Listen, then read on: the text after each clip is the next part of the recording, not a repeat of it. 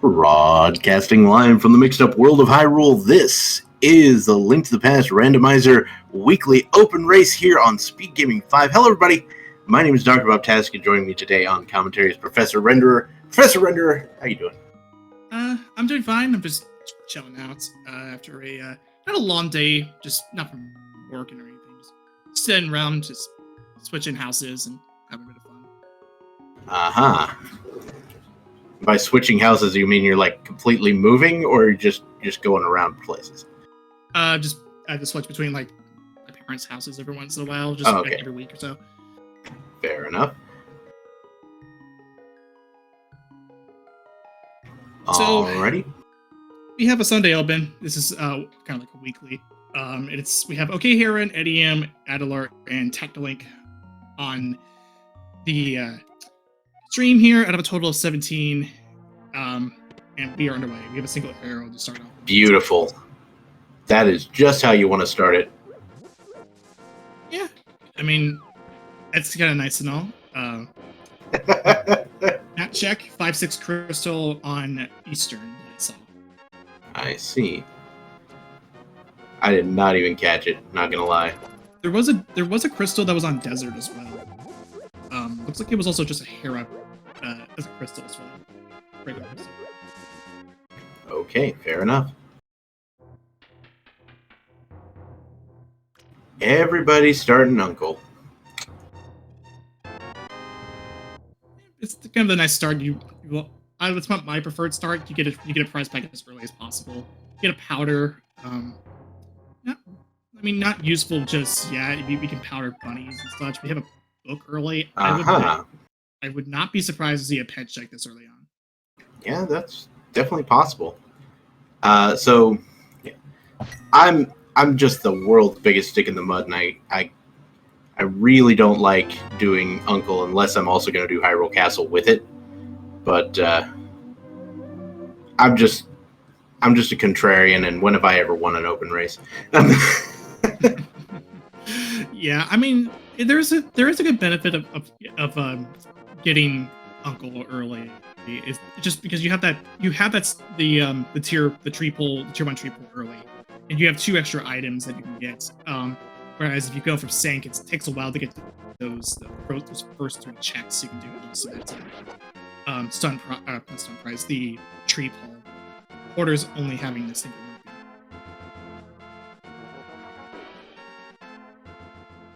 Alright, there's a bottle on the lumberjack ledge, but of course we don't need that. And it looks like Technolink has found a sword. Yep, that was in the Thieves drop down.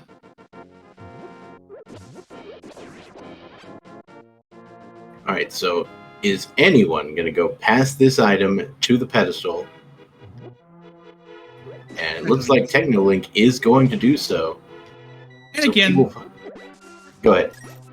Yeah, and again, I'm not surprised that we're seeing a pet check this early on. You have a book so early. It's early information. You don't...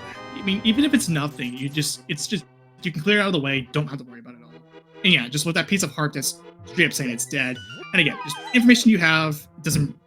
It's so early on the game. You don't have to worry about pendant dungeons until it actually has an item, which tends to be the case. So Edium also going to go for it. Adelor deciding not to head that direction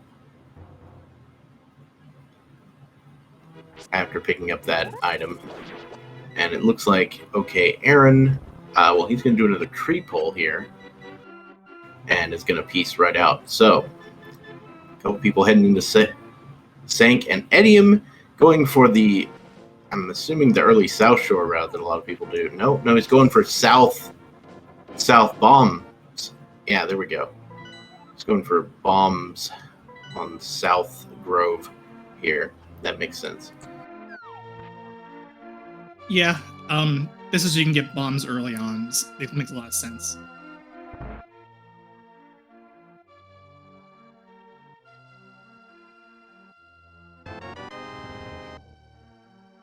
Alright, our sick kid had a shield today. Spare defense in front of you. The level 1 shield isn't really that impressive. Yeah, slightly better in defense. Like, basically, the one thing that I find it to be nice to have against are, like, the spear guards in the Dark World, or the spear moblins. Yeah, but it doesn't protect you from fireballs Correct. or lasers. Nothing protects you from lasers. Well, I mean, depends on the lasers. I meant the ones from not the Yeah. one from Abimos, but not from the one from The ones from the wall, yeah, from the eyeballs. Yeah. That definitely protects you. But it was like, Beamos, you would think the mirror shield would block those, but no. No. But strangely enough, it protects you from mimics, red mimics fireballs. Yeah, and the Lionel's fireballs as well, because they're the same thing. Yeah. Hey, there's a moon pearl sitting right there in the chicken hut, which is nice. We neglected to mention that there was also a sword in the race game. This is already a level 2 sword. I did see it. I thought I said something. Maybe I'm just not conscious enough. Anyway.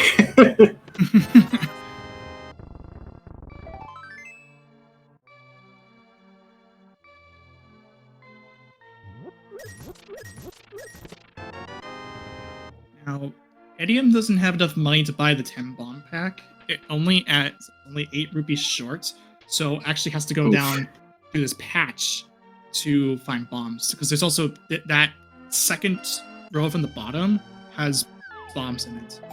And you can take it over to the bomb rat hut and get some bombs that way if you are so inclined. Yeah, and if I were Edium, I would actually absolutely be doing that. Because being low on bombs trying to clear out Kakariko is a pretty sad state of affairs.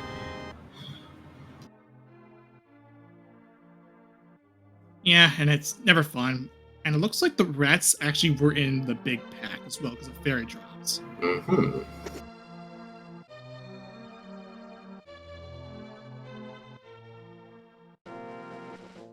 Yes, many of our runners will go look at that sword and then immediately turn around and go inside to get it. I don't know many runners that just YOLO the race game nowadays. It's a matter of personal preference, honestly. Either you YOLO, either you check it blind, or you scout it out. It really doesn't matter.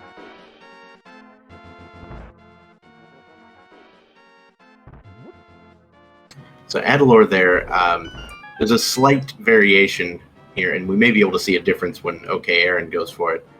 Because Adalor went through the race game lifting the bushes, and Aaron is going through slashing the bushes, and slashing is going to be significantly faster.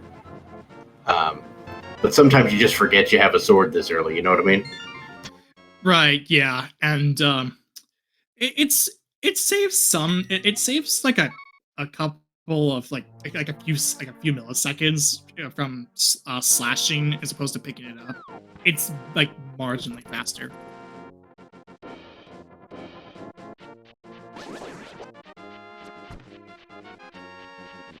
And a hook shot from Tatlink in the Sunken Treasure.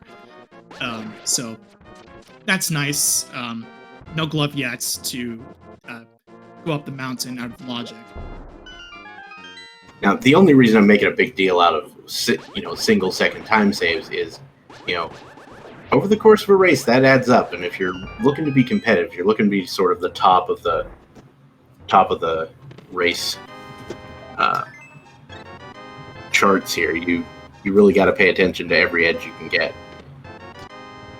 Yeah, knowing what's faster and what's slower is always nice. In speedrunning in general, is knowing what's faster and what's not. It's like pretty much like the biggest thing you have.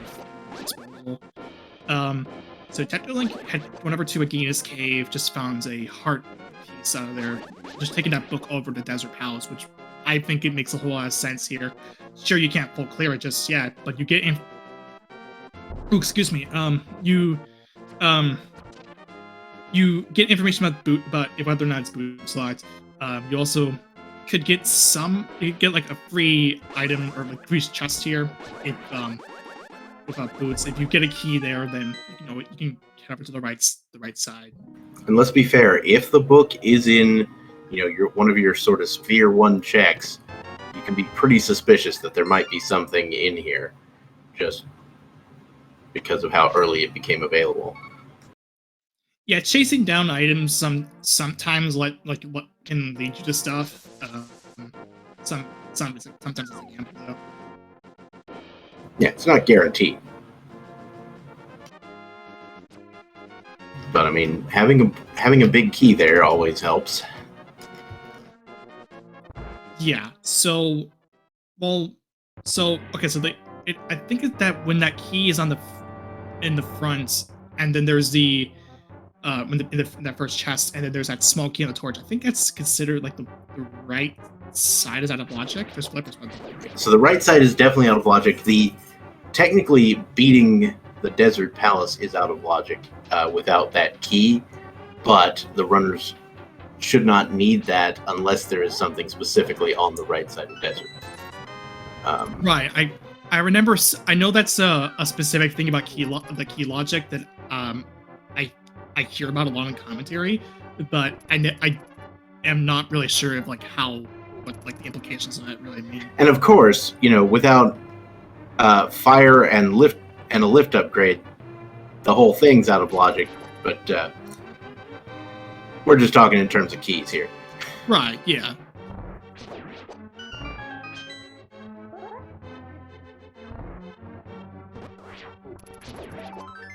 Yeah, having the flippers available this early is interesting. The unfortunate part of that is it does sort of put Zora in logic, and we have nowhere near Zora money. Not even close. Yeah, the amount of money that we got has been very paltry. For the highest one that amongst the runners is Adelar. I believe that's about 375 remaining left to go. Yep. I make sure I had my math right. And then Aaron just took the lead by 2. So still, it's like approximately for Aaron is approximately 375 left to go. All right.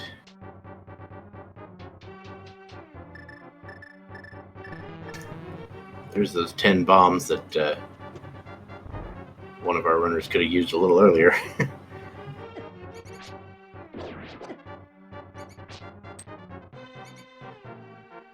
All right, so we've got a hobo check going on here. Technolink.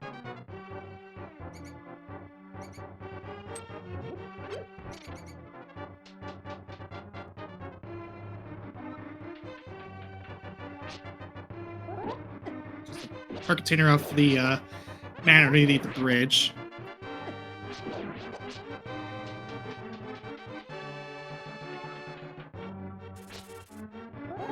All right, so we may end up seeing our runners sort of dip over to the eastern area. It's kind of a pain, but I mean, Zora could end up being a thing. It could just be the waterfall or the ledge. There's 3 whole other items that those flippers unlock. Yeah, and we did see Dark Cross. This is a map, so there has to be a key in the back, which either they get first thing, or if they get to the next remaining 2 items, they can just skip it if they know where the key was. They keep their items count right. There's a lamp on the ledge there, which by itself really only adds 1 chest to logic. Right, and it also opens up Aga 1 as a possibility. Oh, gross. Yeah, that is very much a thing. So I guess it technically adds significantly more to logic, and I just didn't even think about that. Yeah. As our current inventory, though, amongst all 4 of the runners, You can get to West Dark World. I think. Oh yeah, you could swim over. Mm-hmm. Just trying to make sure I had it right.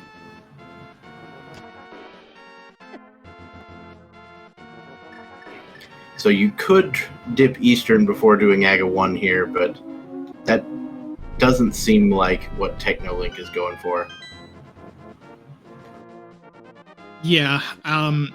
So that did bring the map back into logic. Bring the map into logic, but that's like just a map, and by the time Technolink knows about it, he knows that there's a key in the back anyway, so it doesn't really matter. It's just a moot point. Technolink is setting up his damage for the Death Warp a little early here. That is what we call confidence in your ability to get down without taking damage. Yeah. Oh wait, no, he's scumming the key. Okay, so now this is out of logic. What Technolink's doing, because you need a glove to get that key again. But this is actually an interesting play that Technolink is doing. Yeah. To be honest, I've never seen anyone do this play outside of like key sanity, cross keys, ridiculousness. So this is interesting. Yeah, I mean, and like I said, it's out of logic. So we're not Technolink's not supposed to get to there without the glove. But seeing that maybe wanting to just go for this anyway. If we get a glove here, then it has to be this. Yeah. And doing these sort of out of logic checks is sometimes, especially when you're staring down the barrel of Aghanim 1, sometimes you want to just do the out of logic checks, see if you can just get around it somehow. Yeah. And knowing Technolink, I would not be surprised if he actually goes for the Aga 1 play this early on without just going into Eastern or something. Yeah, Dark World is open. Seems reasonable.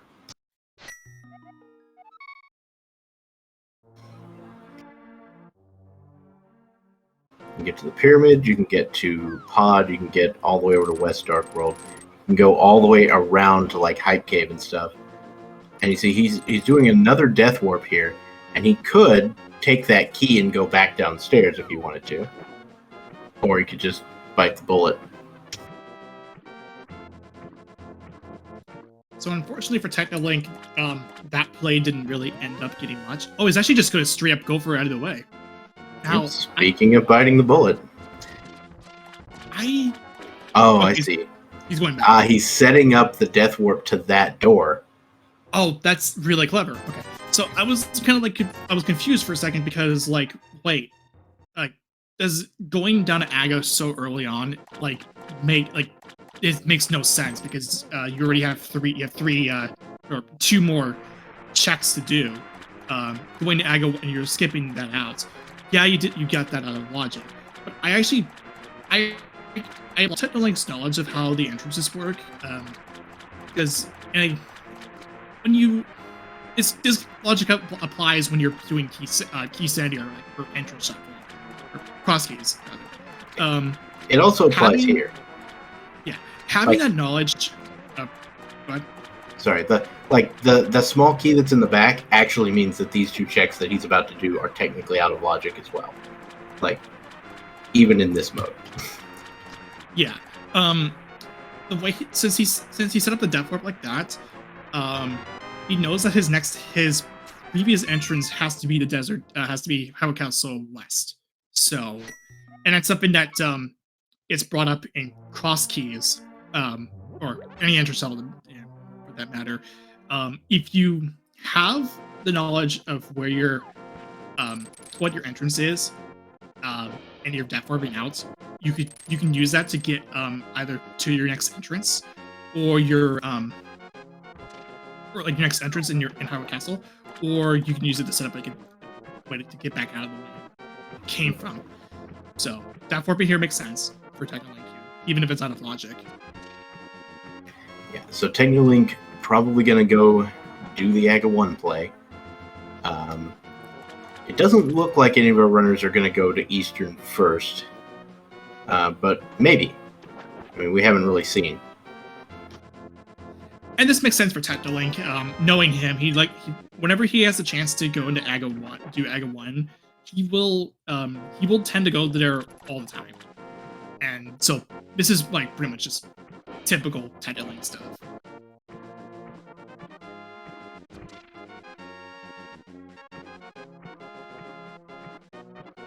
All right, Andalore is biting the Aga bullet. Okay, Aaron, on the other hand, seems to be heading in the contrary direction. I mean, this isn't a bad decision. I mean, Yeah, you either go into Hyrule Castle, or you either go into Eastern Palace after Dome of Hyrule Castle, or you just leave it out for potential Eastern Palace Hot Eastern combo. Yeah. So there are 7 checks over here, so it's not a terrible idea. Okay, so he just went for the 3, which is interesting, and it does work. It's not bad. Almost got him to Zora money. I don't know what his what the sun price is. If it's 20 rupees, I would have straight up went for Zora after this, knowing that. Although this is kind of like out of the Looks way. like it's a heart. Okay, so if it was 20 rupees, yes, it's out of the way, but if I was going to like if I was going for East Sasrala first, right out of the gate, I would probably want to go hope for bombs for one thing, even though that wasn't the case. Maybe like after you're done with CAC, I would go there. So you can get 300 rupees that way, and that way once I get Zora money, I can get the lamp, and I can also get to check the Zora along the way. So, okay. Top of like a tower, 0 to 50 blue balls. You know how this goes.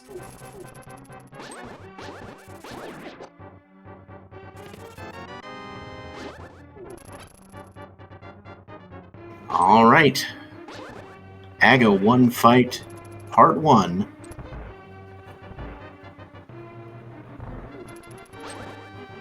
And that's 1.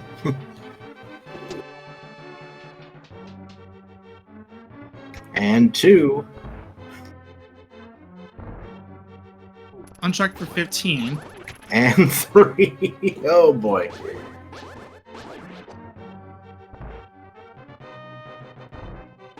Yeah, on track for 15.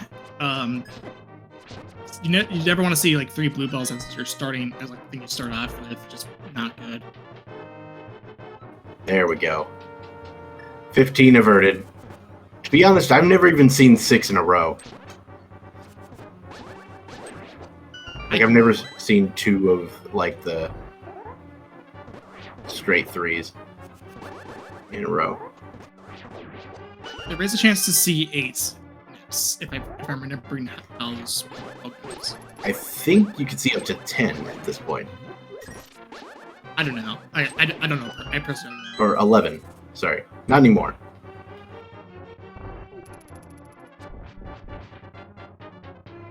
And there we go. So that ended up being, what, 5? Yep. Okay. So 5 was the answer. The game's really like so informal. No matter if anyone wins. All right. Crystal's situation. We've got Swamp and Thieves Town are pendants. Turtle Rock is the green pendant, and Misery Mire turning out to be the other 5/6 crystal.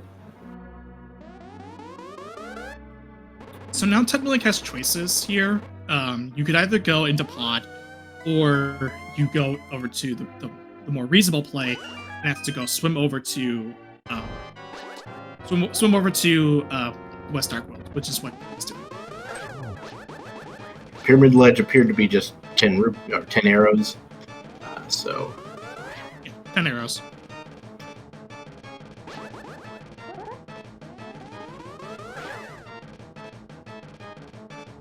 All right, Technolink crossing the river with the hook shot, and we are into West Dark World, the hard way, so to speak. Now there still is a chance that Aga was ever needed through Eastern Palace if they both had the Dark World requirements. If like the two ends have both had like either Dark World requirements, either lamp glove or double glove. Yeah, it does seem kind of unlikely though. Right, yeah, but there is that like random possibility that is the case, even if it's unlikely. Yeah. I mean, you keep that in your mind as you're running, but you basically commit to the play here, and you're generally okay with it. All right, so Technolink is skipping out on Skullwoods for now, which makes a fair amount of sense because there's plenty of checks out here in the overworld, and this trip generally culminates in a hype cave play, which can really have the goods, especially if it takes you forever to get there. I mean, depending on really like your definition of hype cave, if it's like hype that's like, oh geez, there's so much nothing in here, or hype as in, oh, there's a lot of items here. Yeah. I mean, depends on your hype. To each their own hype.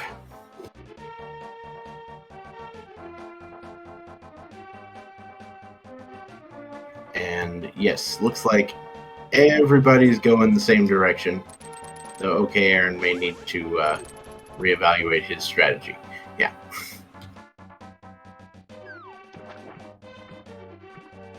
So, Adalor did go for the Skullwoods play.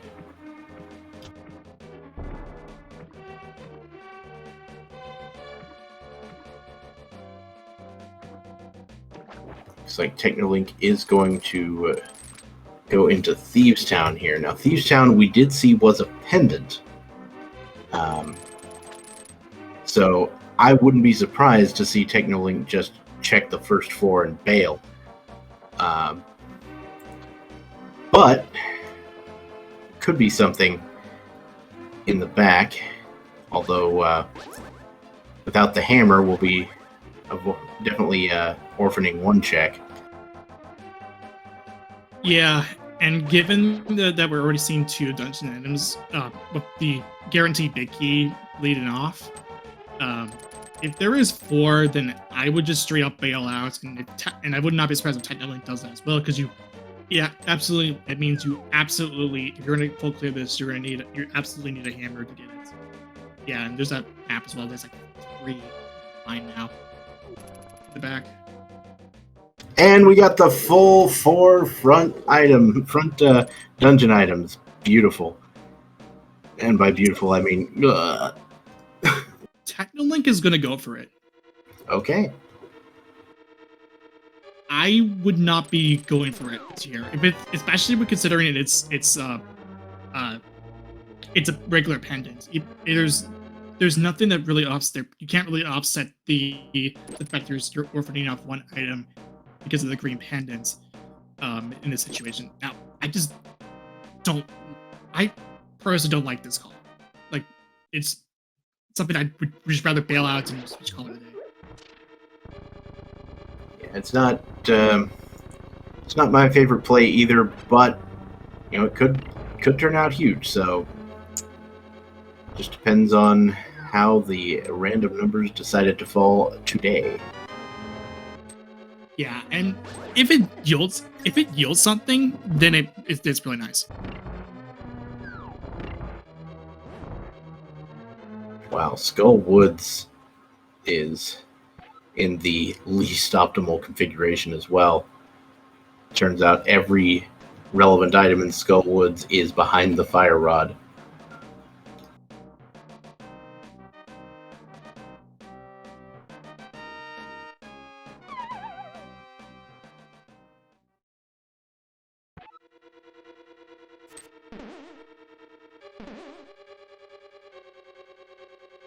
We will see just how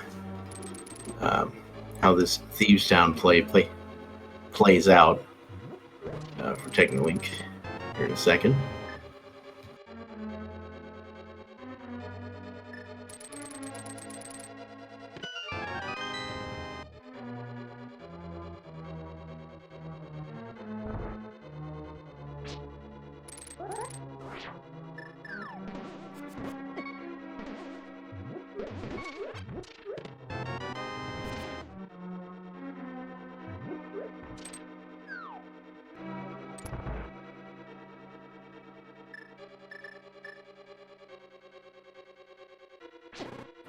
Right, heading to the Maiden's Chest here.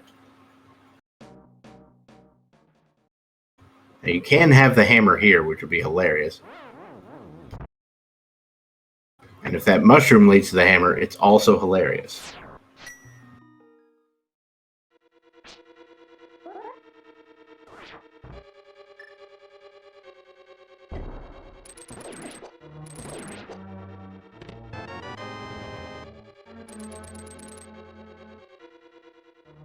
Alright, so all of our runners now finished with Skull Woods. And Technolink is going to go fight blind. I mean, but he can see. He's going to fight blind.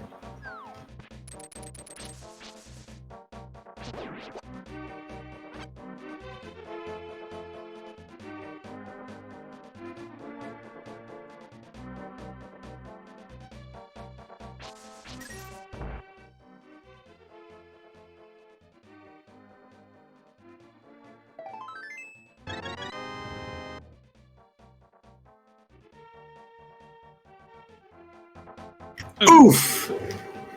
Technolink takes the fall on blind. That is unfortunate.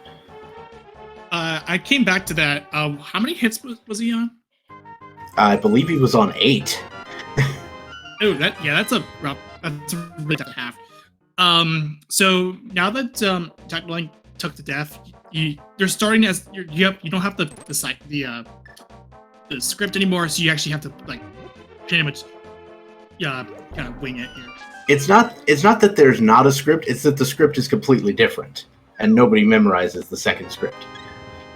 Yeah, I mean it's completely different. There's a completely different script, yeah, but like there's you do have, I mean, at least for Technolink, he can just use sword beams as long as he doesn't get hit. It's fine.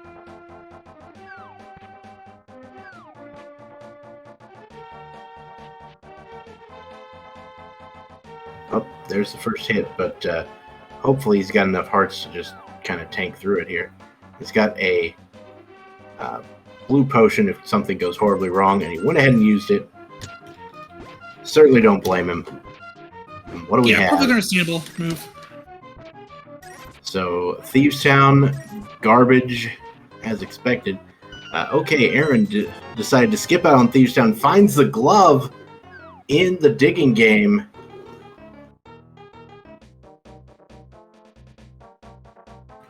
And that is a thing that you might want.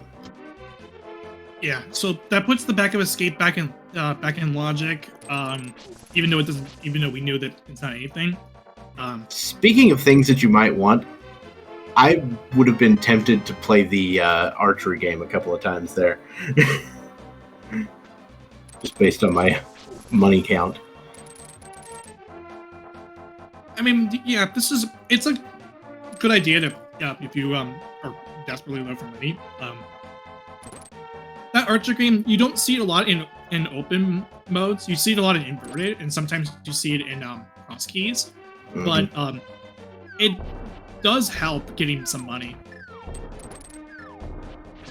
Yeah, I mean, I'm not saying it would have been a good move. I'm just saying I would have been tempted to do it. Right. I mean, it makes. I don't blame you for going that way because it's of this man's. Okay. It also might be a sign that I've been playing too much cross keys recently. We got Mitch out of Hype Gate, by the way. That was the second. Well, there we go. So 2 clubs in Dark Worlds. pretty awful. But that does pretty much mean you have to kill Aga 1 no matter what. Yep. Now, okay, Aaron's going to go for the back of escape, which Technolink kind of sequence broke too. Speaking of Technolink, he's going to go for the Hype Cave here as well.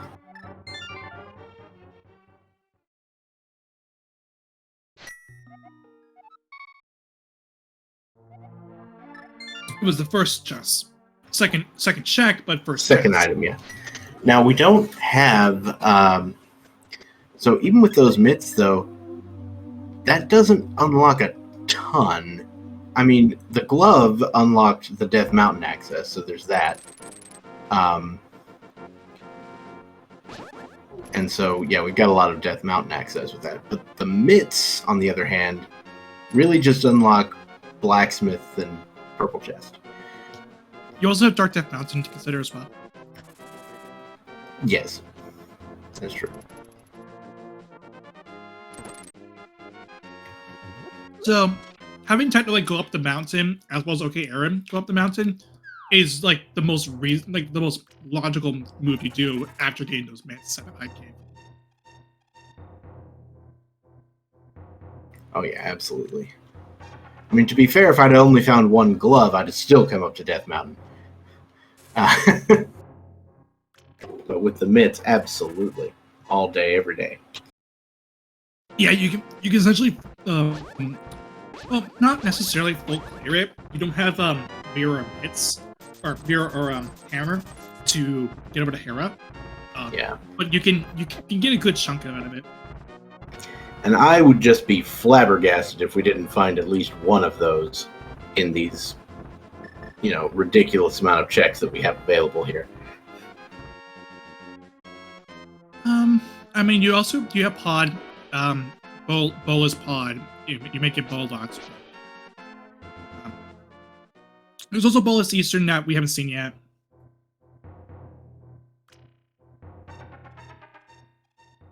Nobody access ice with no bombos or fire rod. Yep.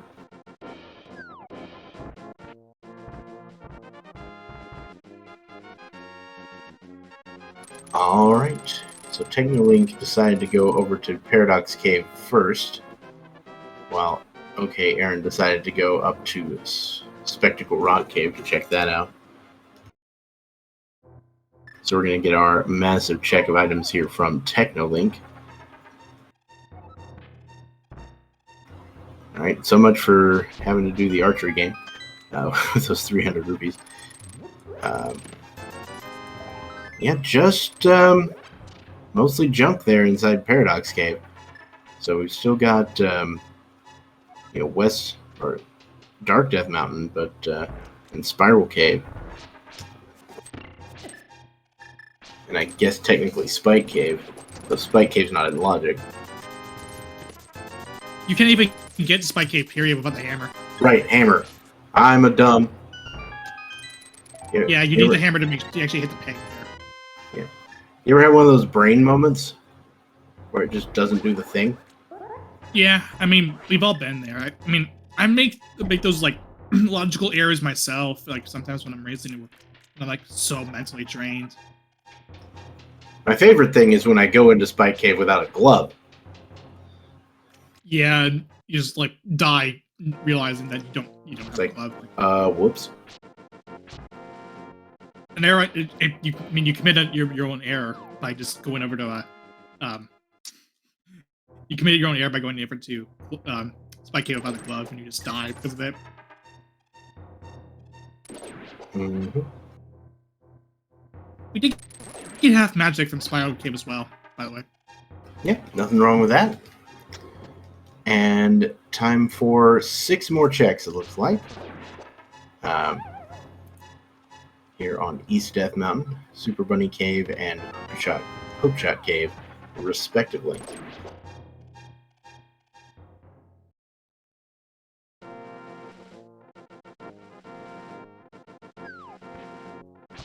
ISO clip. Mm-hmm. If there's anybody who's been trying this and is having trouble with that hook clip, the biggest trick is to not be right up against the right wall, because you'll shoot right through it and not hook the block on the left. So that is the Cane of Burna inside Spectacle Rock Cave, which is another piece of that Spike Cave logic. Yeah. Again, we don't have hammers still, but Yeah. when we get to it, that actually having blue cane here does actually help. We also see ethers required for Turtle Rock, Independent Turtle Rock. Yeah. Our runners will be hoping to not find that. Oh my goodness! Cane on the glove just became a thing. Cane on the mushroom that was and in mirror in Hookshot Cave. The red cane in Pendant Thieves Town, you had to go all the way over to the Maiden Chest to get it, and and Technolink has yet to go in there. And okay, Aaron skipped that out. That is going to really hurt. Well, Technolink got it, but okay, Aaron did not. Okay, Aaron skipped out on the first floor. Technolink, definitely cleared Thieves Town. Right, and so did Adler and Eddie. Yeah. So with the mirror, we can now finally full clear the mountain. We also get Hera, and we also Hera Pot. Mm-hmm. Because yes, you can Hera Pot without boots. Just saying. Yep. That's how I learned it the first time.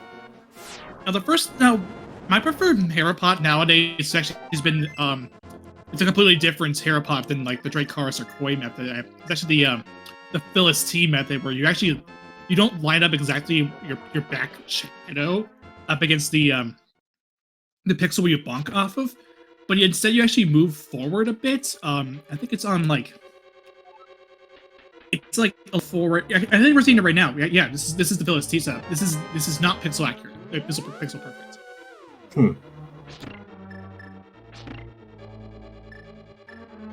Yeah, you got it. So this will work a good while. There's a good couple of pixels that you can actually get the Phyllis T set up. What he actually did was Technolink lined up with the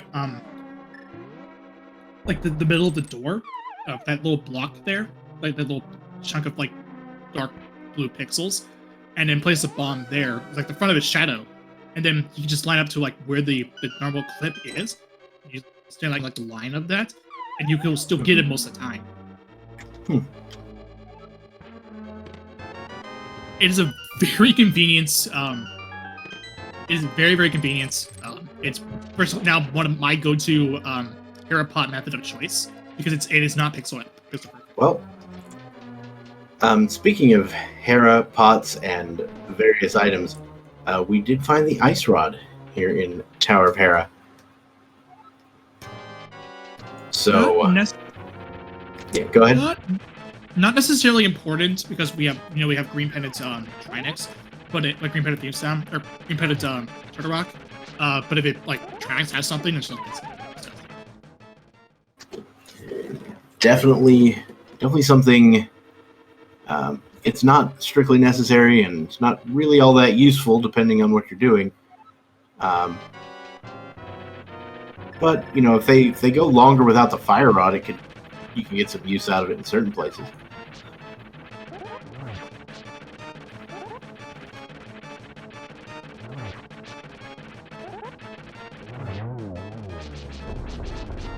Looks like Technolink is going to go ahead and do the tile room here in Hera. You might as well. You know that there's another item here, so you might as well get it while you're here. You have a mirror, so you can easily mirror out. Yep, and you have no idea how much fire-locked fire I've seen in this. It is pretty darbo.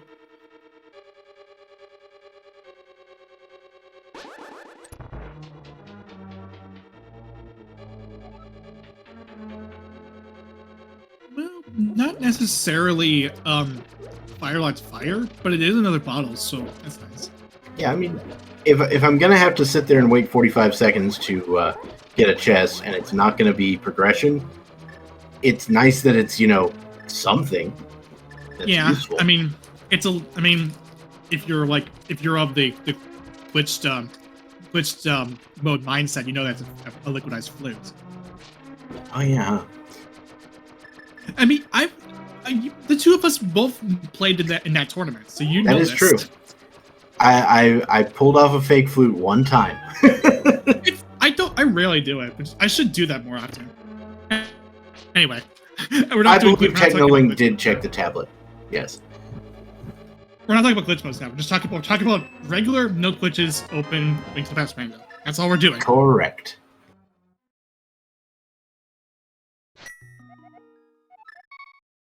Alright, so Technolink's going to be heading back to the Dark World via the Dark World portal here. Has the mirror. So, probably going to be checking some more mirror-based locations here. Things like Graveyard Ledge, perhaps. Or, Blacksmith, Purple Chest, etc. I'm fine with the Smith chain here. Yeah, you're going to miss out hammer pegs. But I think that's actually a reasonable move to make. Because even if you miss out that one check, but for doing Smith Chain, you have Mirror, so it's perfect time to do it. Yeah, and honestly, doing this right now, because you have access to the powder as well, that gets you the magic bat, which some people don't think about as a potential location for the hammer, but it absolutely is. It would be pretty interesting to see though. Yep, wouldn't be the first time I've seen it, but it is exceedingly rare. Smiths are a mint. Those are mints, so it's make it 20 rupees. For the sake of Hyrule. It's like somebody's got to print that money. Or at least, forge it. In the case of Hyrule. Mm-hmm. Alright, Black Magic Bat today. Womp womp. Yeah, just our piece, nothing too special. But hey, we get out of the way, and we also have ability to win-win.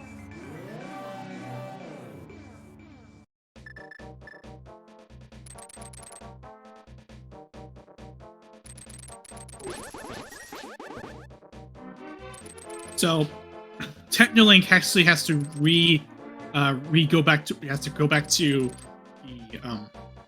the spot where the Dark World portal, because the Mirror portal was left on the opposite side of the hammer, so that costs a little bit of time. I mean, technically, you don't have to do this to turn in the purple chest if you just want to go turn in the purple chest, but he wants to combine it with the K45 and Bombo's tablet, so staying in the Dark World is generally advantageous. Yeah, it's efficient to go and do K45 along the way when you're doing purple chests.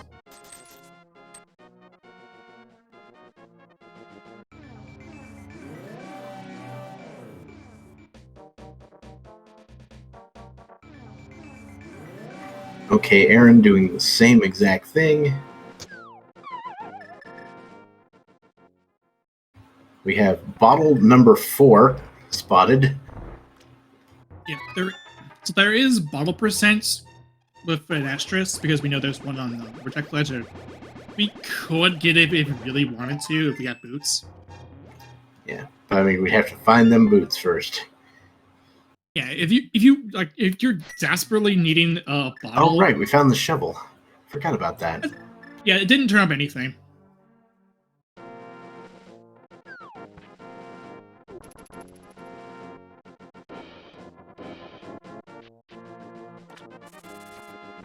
Adelar using a bit of tech to get the Kesamaria, where you can actually use the mirror bonking effects of mirror bonking to turn in to get the item loaded. The item a little bit instead of having to move in and out of a transition. Right. It's like you can either transition or you can take a mirror portal back and forth. If you take a mirror portal back and forth, intentionally bonking, there's the hammer on the purple chest. That is gross. Yeah, that's why because it's just like that's like the worst spot you can put a hammer in, because you did Smith chain and you nice vanilla quake, by the way, just saying. Yep. I was about to say. Oh, and speaking of boots, what is going on here? Well, Technolink thinking on his feet, and no pun intended, and he notices, oh yeah, I can go to desert now. Let's do that. What is going on here? I mean, we see Hammer first of all on a really awful Spiff chain, on a Spiff chain that's like really awful because you now have to orphan off the you orphan off Hammer peg intentionally, you had to do it for a reason. And then you get and then we see Vanilla Quake over on Adelar's side, which is amusing. And then we see the boots along in the same route that Technolink was doing. Yeah, I don't know what to make of this. So Adelar also went ahead and checked actual Zora, which turns out just has a 60% refund. So we don't have to worry about that anymore. Yeah, I mean, you're at Catfish and you had Mirror. Makes sense to check it after you get the Vanilla Quake.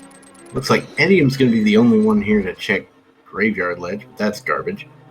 And of course, the right side of Desert was just the Map and Compass combo, because of course it was. Yeah, I mean, either way, it's still logic. I think it's still. You still have to get that in logic to get the key off the torch in logic. All right, so okay, Aaron also here to kill Lambo, and I was gonna say, given the loadout, Ice Rod strats are a go. I never practice Ice Rod strats, but they do the same amount of damage as a Fire Rod. Mm-hmm.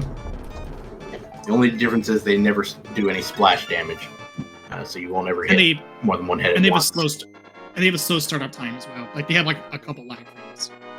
Yeah, it's gonna be a little bit different timing than the Fire Rod for sure. Yeah, it has pretty bad frame data if you're the fighting game kind of type.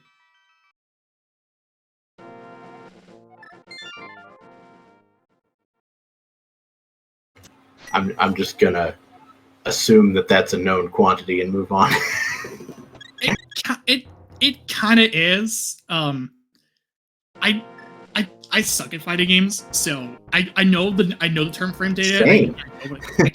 I know what it kind of is, but I mean, all I really know is that May in Strive is so broken because you can spam dolphins all over. But fair enough. Beside of that, Tideway is also going to do this fight. Actually, have a lot better of a time, and actually gets it not pretty good.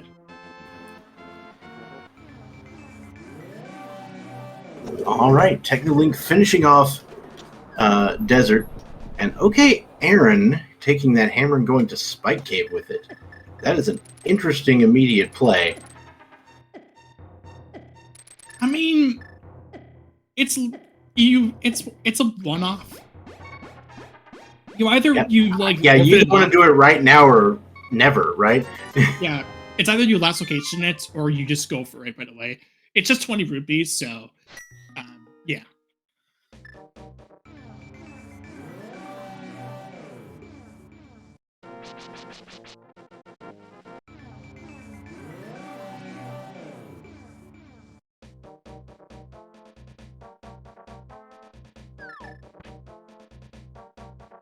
Alright, so Adelor is doing some potion glitching inside Pod. And Technolink is checking the King's Tomb Bonk Rock situation here.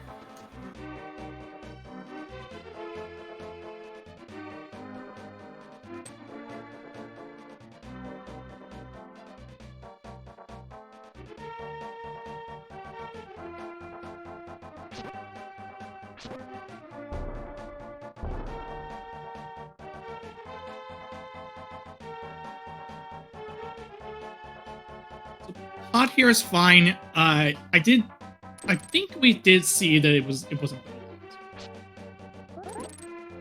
What was that? I think Pod isn't bow-locked. We'll see. I looked away. I had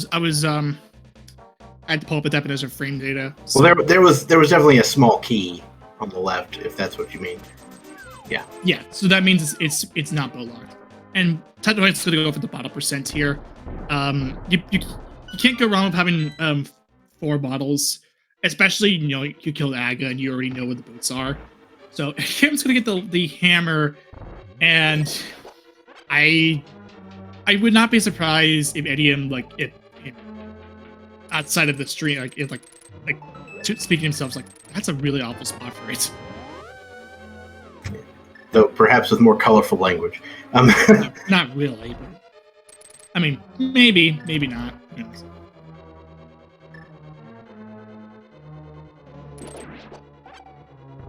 Obviously, we can't really hear what they're saying because they're on region. This is 4 runners out of a total of 17 that we're talking about. Here's Bombos over on. Okay, Aaron's side. Adelor had picked it up before as well. Yep. I didn't see it.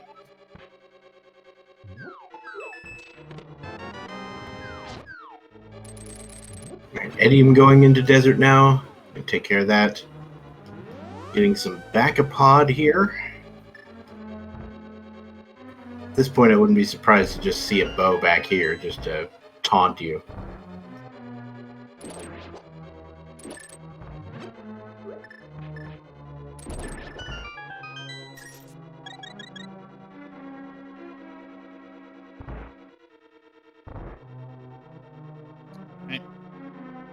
So, Adelor's going to go ahead and check at Harmless Hellway.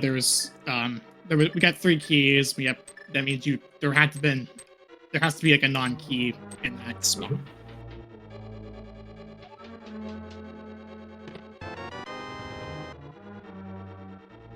All right, so Adelor headed through the dark maze, through the intended route. No hammer yumps today. I'll kind of glance over the whole idea of we're also seeing this Swamp Palace play as well. Ooh. I mean, that's not my favorite play, but it's looking like it might be the right one at this rate. Yeah, but I'm gonna glance over. I'll go ahead and glance over the pod key logic here. There has to be a minimum of 4, I believe, 4 keys in the back. There can be up to all 6 keys in the front as well, but it's kind of rare to see it. But at the bare minimum, it's 4. So four keys in the. You have to have in the chest, the 6 chests in the front, which are the shooter room, the big key chest, the Stalfos basement, the 2 chests on the right, the ledge and the map chest, and then also the bridge chest. So those 6. Yes. So there can't of those. So out of those 6 chests, there has to be at least 4. If there is a non-small key in the shooter room that's logically bow locked, and then whatever items is left from that, it gets put in the back, and then like I mentioned too, if you find all 6 keys before you head over to Harmless Hellway, there has to be a non-small key item in the Harmless Hellway. Yep. So the reason I was saying that I'm not super enthused about the swamp play is because, well, it's pendant swamp, and that's gross. Nobody wants to do pendant swamp. It is full clearable, but it's 6, and there's also 6 items there. But pendant swamp is a pretty disgusting spot place to go into. It's always it has been available to them for quite a bit at this point. I mean, well, not like quite a bit. Once the hammer came into play. Once the hammer came into play, yeah, they had all the stuff for they had all the stuff for it originally. There's also Blue Mail and Tempered Sword, by the way. Yeah, certainly. At that point, you're certainly not sad that you made this play, but you still wish that you had. Oh my god! So double swords in Pendant Swamp is by itself is disgusting. That means if you're gonna go and leave Pendant Swamp alone, your maximum sword is going to be as at level 2. Mm-hmm. Also, okay, Aaron's heading into is already nice. Bombos makes sense. It's a crystal. Going into this without a cane is, I mean, not awful, so to speak, but having Icebreaker when you go into ice makes going through the dungeon a lot more tolerable because you don't have to IPPJ. All right, so Technolink has now found both the map and compass of Swamp Palace, so we know that there are 2 more items left on left side, or potentially in the big chest with the big keys over there. And Technolink is going back in.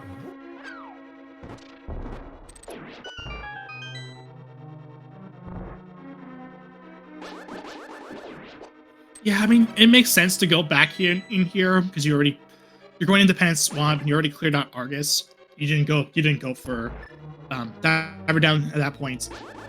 You know there's an item set. You may as well go back. Mm-hmm.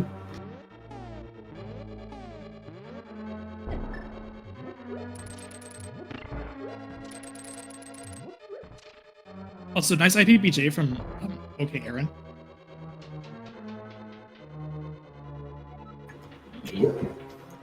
Yeah, because OK Aaron, of course, is the one of our runners who has not picked up the Cane of Samaria, which is a little unfortunate. Yeah, and this is out of Pendant Thieves. We had it after the mushroom in Pendant Thieves Town. So the question really becomes, when does OK Aaron head back into Pendant Thieves Town? It is one of those dungeons where if it's a pendant, then it's either you either check the first 4 and leave, possibly orphan it off, or you go and commit to it. So, about the best thing that could happen for OK Aaron is if something like the flute is in the big chest of Thieves Town. If that's the case, never mind. The flute could just show up here. I mean, that's also not a bad spot for it, to be honest. Like it's still a pendant dungeon, and that could lead him back over to Thieves Town, maybe. If we see Meyer come out and it's like one of its bombos for OK Aaron, that is going to be very, very unfortunate.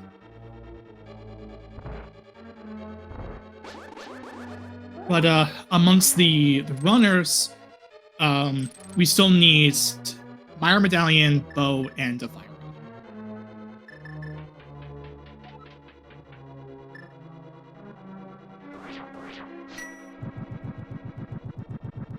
Of course, the big key in its vanilla location. I actually could not tell you whether it's faster to walk from the big chest or mirror. I haven't. I keep saying that I want to time it, but I never do it. So I don't even know if it's faster mirror or run back myself. I just run back anyway because it's just why not? Because mirroring there would it just takes I think a couple more transitions. And garbage it is. Well, not necessarily garbage. We did get blue mayo and 2 swords out of there. Yeah. So if you do Swamp Palace, the rest of your seed will be a lot easier, but it is, a time commitment there.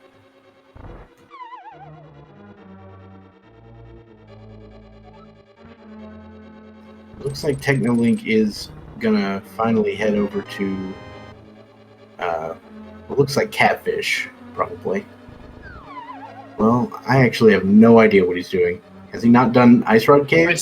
No, Ice Rod Cave. He's going through Dark. He was going through up until Dark Shopping Mall to get over to there, which I guess to be fair for Technolink, considering that he was the first player to go into Mecha Tower at that point, and hard orphaned off the Eastern Palace and also Ice Rod Cave. This isn't. It makes sense for him to go back there because he still hasn't done that yet. Mm-hmm. All right. Okay, Aaron is about to finish off Ice Palace. Yeah, and that means. Oh, jeez. So, Pendant Flute, or Pendant Ice Palace having the flute is, like, pretty awful. Ice Palace is not a pendant. I misread it. Swamp is a pendant. I said it was a crystal by itself. As soon as it came in. I don't know why I said it wasn't a crystal. I said it's not a pendant now. Yeah, so Swamp is a crystal, and Thieves is Swamp is a pendant, and Thieves is a pendant. And the bow is on Cold Stare, because of course it's on Cold Stare. Yeah, that's actually not a bad thing for him, although the problem now is that Aaron may be swept away from going into Thieves Town and going into swept away from going to Thieves Town, going into Pod Eastern. If I were him, that would be the last place I would go is Thieves Town. Yeah, and that's just not that honestly is not a good spot for Aaron. Now, if he does activate the flute and then decides, okay, we're going to Thieves Town now, then that is good for him. But because it's pendant Thieves Town and Pod and Eastern, or Thieves Town is pendant, and then Pod Eastern is crystal. So it's just not good. All right. Now, if you'll indulge me for a moment. Leave it to you. If you play me your flute in front of my statue, well, I will come greet you like an upduck. And if you ask me thus, exactly what is upduck, well, then I'll say not much. What's up with you? That last part got me straight up. I know I wouldn't say anything beforehand, but that's actually really funny. That last part. Yeah, he's floating away now. That's just that's what I was worried about. Pod Eastern is a crystal.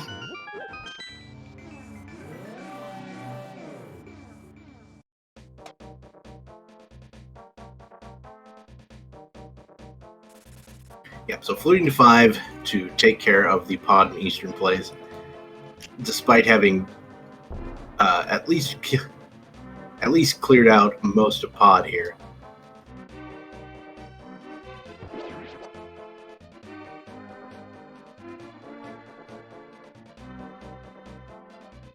Hang on a second.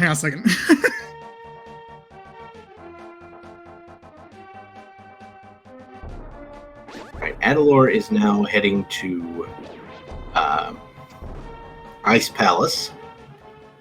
So Adalor is going to get the flute and the bow here as well. Very nicely done, or a very nice find for him. Technically going to get those 300 rupees off of Zora. Just pick him up and save and quit because it's a little faster.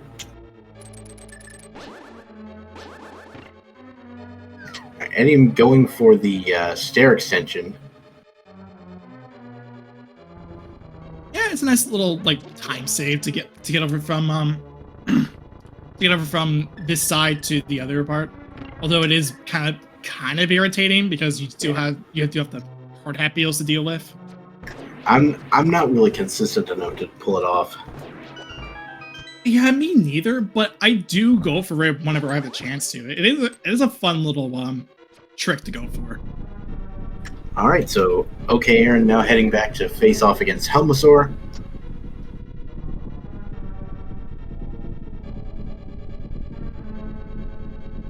So Adalor is about to find the flute here.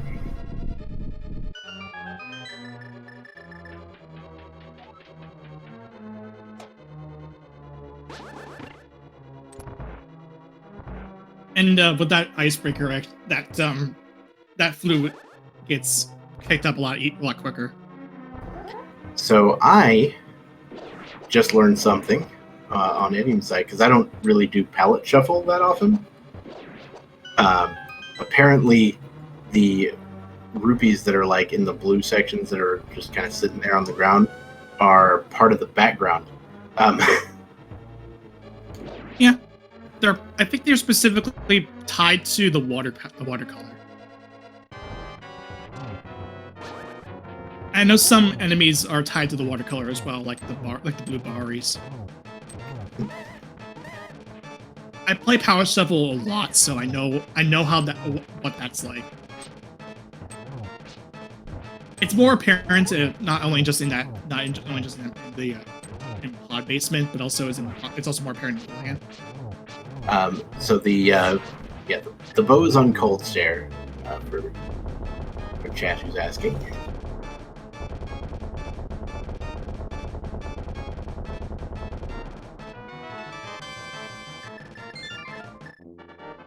I'm starting to worry about Aaron. Is that because Aaron got the bow in ice because he went for this, which to be fair makes sense because you have bombos. Mm-hmm. That the cane is on the mushroom that was on Pendant Thieves down in the maiden chest.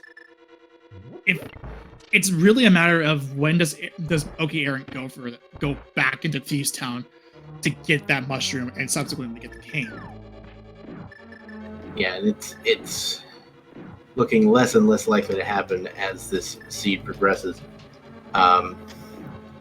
Very well end up dipping into. Well, as long as he doesn't find ether, he won't go into Turtle Rock. But I mean, even then, you still need a cane to get to the front. Yeah. You know what? I keep forgetting this isn't cross keys. You can't just randomly grab everything. Yeah, I mean, to be fair, I get the cross keys tournament has definitely gave you it gives that the whole cross keys vibe as well. Yeah, it sort of recalibrated my brain to do other things. Yeah, cross keys is fun, but sometimes it definitely messes with your brain having to go back into regular open modes or casual modes or whatever.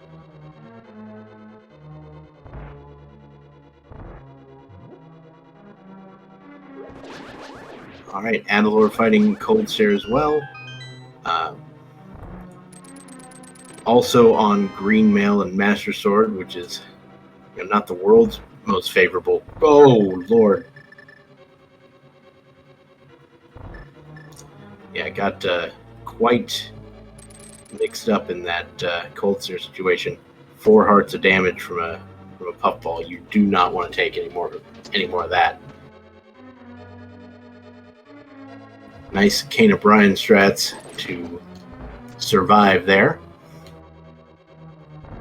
So for Adalor's case, it's going to be if the medallion requirements are reversed, such as in Quake is required from Meyer, then it's just a matter of finding the fire rod. If it's double ether, then obviously we'll go -3 in that situation. And if it's bombos, then yeah, it's just still going. It's just not even go -3. It's go -2. Excuse me. Um, but if it was bombos, then it's go -1. Mm-hmm. So Fire Rod is really the major outstanding item we have here. Yeah, you absolutely need to go. You absolutely need to get the. I think not absolutely need to get it, but I mean, Well, maybe we need the Fire Rod to beat Skullwoods. right. Yeah. That's it. But we need to get for that flute and bow. We had to go use bombos for that. I don't know that there's any more checks that are in this sphere that would lead you to say, oh, you could either use fire rod or bombos for ice. I'm not a sphere tracker, so it's very possible that it could be required to use bombos for ice, and like the flute or the fire rod could be in Misery Mire or something to that effect. Right, yeah. But since the flute was found in the big key chest of ice, that means that if the fire rod is in Mire, then it's in the higher sphere. Yeah. And you would have, like I was saying, you would have had to use bombos in that case. Yeah. And again, this whole fire-locked fire thing, it's a thing. I promise. Yeah. Or in this case, bombos locked fire.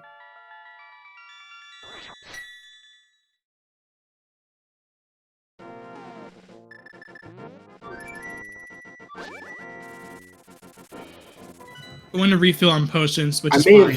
I don't think I said flute in Mire. I think I said fire rod in Mire, but if it came off with me saying flute in Mire, I meant fire rod in Mire. Yeah, and that's what I was kind of like mentioned too. Was that it may be? Okay, I did not. There's Ether. Looks like. Is it Ether? I'm looking at it. I'm looking back at the stream itself. Okay, Twitch stream. Yeah, it is double Ether. So it's go -2. If it's underneath the doorstep, it's fine. Well, it's not right there, but it could very well be over on Checkerboard Cave, for all we know. At least it won't be in Turtle Rock. Yeah. Got that going for us. I mean, either way, we know that Ped was dead anyway because we saw Ted like check it like in around minute 2. Yeah, just a piece of heart. What if Ether's in the big chest of Thieves Town? Big chest. If Ether's in big chest in Thieves Town, that's a required double dip. Well, except for Aaron, who will be dipping it once. Yeah, but or not even it's not even a logically required double dip. You're right. If you decide to go into if you decide to not go into Thieves Town and just get the hammer and then go and do Smith Chain, for whatever reason, I think it's horribly inefficient, but you could do single dip. It ends up being a single dip. So it looks like Aaron is gonna go for he's gonna go for Bombo's tablet first, which apparently he didn't do earlier, despite having acquired the hammer. So he must have come over here without being in the Dark World.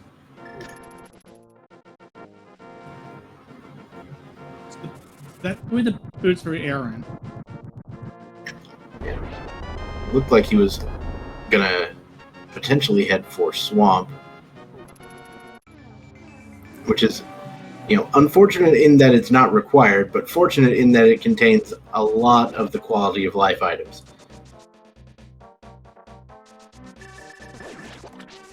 Now, what is there even left to check at this point? I'm starting to feel like we're running out of checks here. Yeah. I mean, off the top of my head, Big Chest of Thieves Town, but that was the only thing I was thinking of.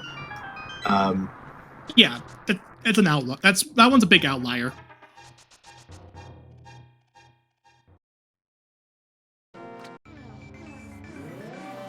Hammer pegs as well. Yeah. Yeah, hammer pegs we couldn't even do because the hammer was on the purple chest, and that in and of itself was awful because you had to you voluntarily had to orphan off hammer pegs. Fairy is also an option too. Well, wait, Meyer? No, wait, it can't because you need it's Meyer's a 5/6.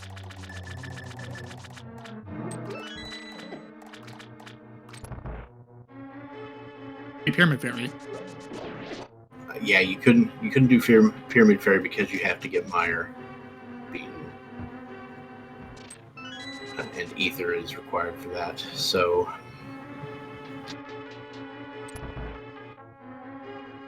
I mean, you could still have like the Fire Rod at Pyramid Fairy. It can, yeah, but that's one thing. But I mean, it's still awful. But what I'm saying is, our next progression item will definitely not be Pyramid Fairy. Right? Yeah, Ether has to be like anywhere besides Pyramid Fairy.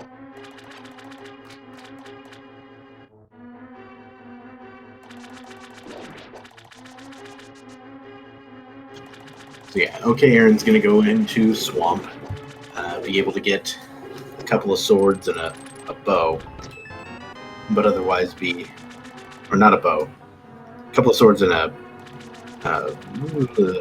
mail upgrade. That's the word I'm looking for.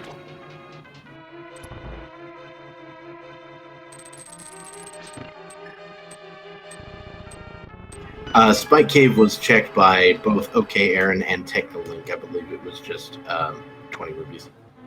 Yeah. OK Aaron is going to go ahead and dive her down here, setting up for the left side swamp there now. Mm-hmm.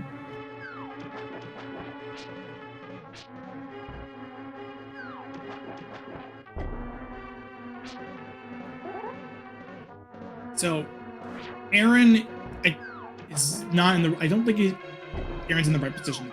Okay, he's got it. Okay, so first time around, I believe he wasn't on the right Y. I think his bomb was dropped in the wrong spot, both in the Y and the X. To be honest, the X coordinate doesn't matter. I mean, it kind of does matter, but you don't want to put it too far away. But yeah. Theoretically, the X coordinate shouldn't matter.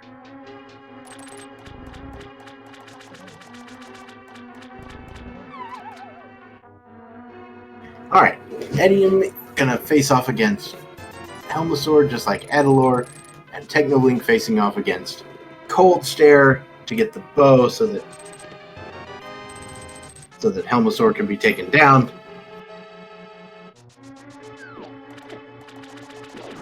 Technolink is going to have the easiest Cold Stare fight of these runners. Yeah, Gold Sword, like they don't even stand a chance. You just do a couple Cold Sword slashes. I mean, I guess Edium also got that, but yeah. Right. But now your Potty turn is fine. Your Potty turn is totally fine. So this is just a rechecking over everyone else's checks at that point, which, of course, it's a good time to just say go follow the runners and crew and all that. But the big question that I have as well is what is there next? What do you do next? What do you do next in this situation where you're running out of checks? I would imagine the move is to go to Big Chest. And if it's not in Thieves on Big Chest, what else? So I think if you're anyone but OK Aaron, you go for Hammer Pegs and then you go to Thieves Town Big Chest. And OK Aaron is piecing out on the boss. Interesting. I guess to be fair, the boss Argus didn't have anything. The gold sword was just an. Now, if you're OK Aaron, I say you go into Thieves Town first because it's 4 items for you. Yeah, and And in this case, if he does go in there, then this is really good. This actually puts, I believe it just Adler still is like kind of ahead here, but it does put Aaron a little closer. Looks like he's going for potentially Graveyard Ledge and Catfish here. That will give him the Quake, but since we know that the Quake doesn't really yield anything, it's just more time spent away from Thieves Town. It looks like he might be changing his mind or something. Oh, okay, he's gonna do the bonk rocks and all that mess as well. He just now got the boots.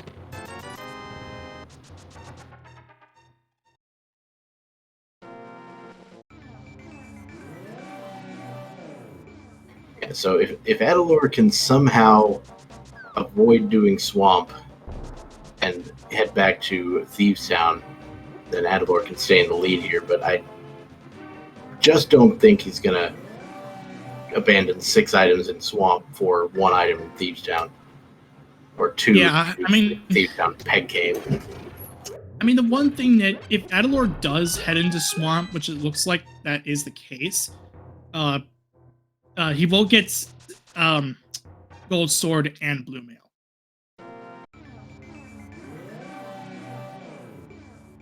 So, Adium's going to go ahead. I believe this will be his first time in the Mire area. We'll get information about the Ether Medallion.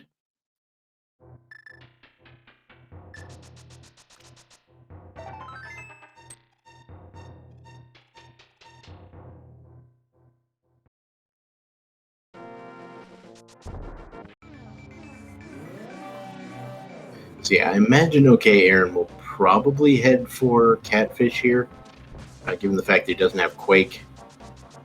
No, he's headed back west.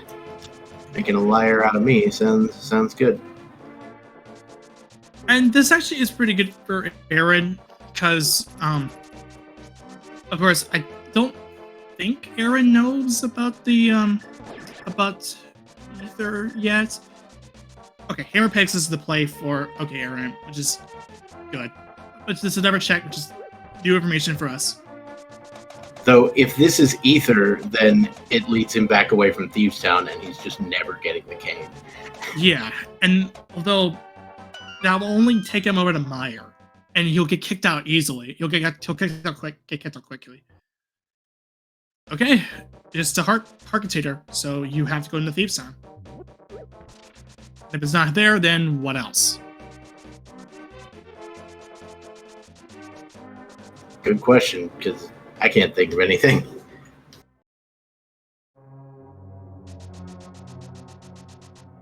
So, the good thing about Aaron now, even yes, he does now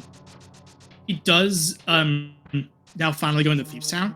He does have a hammer. This will be full clearable. This is a single dip for him because he never went over to not even like to into Thieves Town period during that point.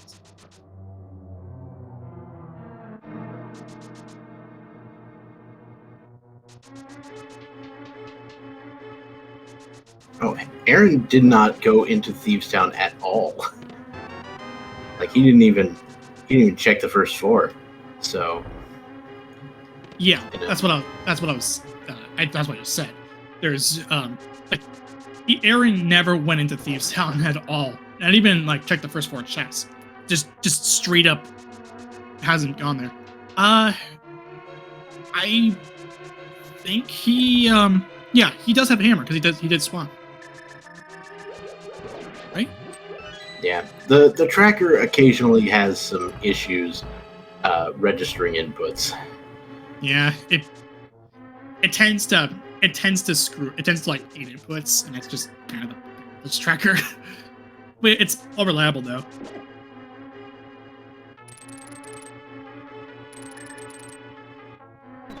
So, Adium gets the Vanilla Quake.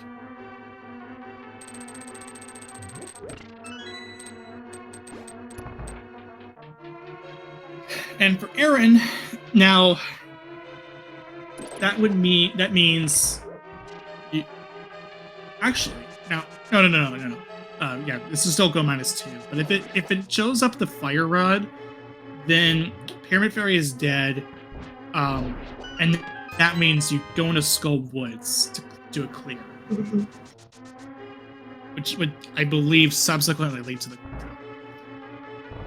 If I remember this right. Now, if I'm Aaron here, or basically, one thing I might consider, because, you know, I don't love going into Misery Mire without potions and junk, and I'm pretty sure Aaron, like, used some. So, if we're lucky, he'll be able to turn in that mushroom and get potions as well, and he'll pick up that cane of Samaria before trying to go into Mire.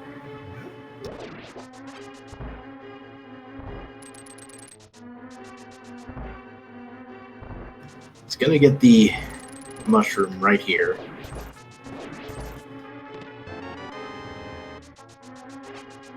Let's look at the Thieves Town bait chest here as well. This either leads to the fire rod or the ether here. If it doesn't, then it's just, then, like, yeah, where else? We've forgotten something at this point. Fire rod it is.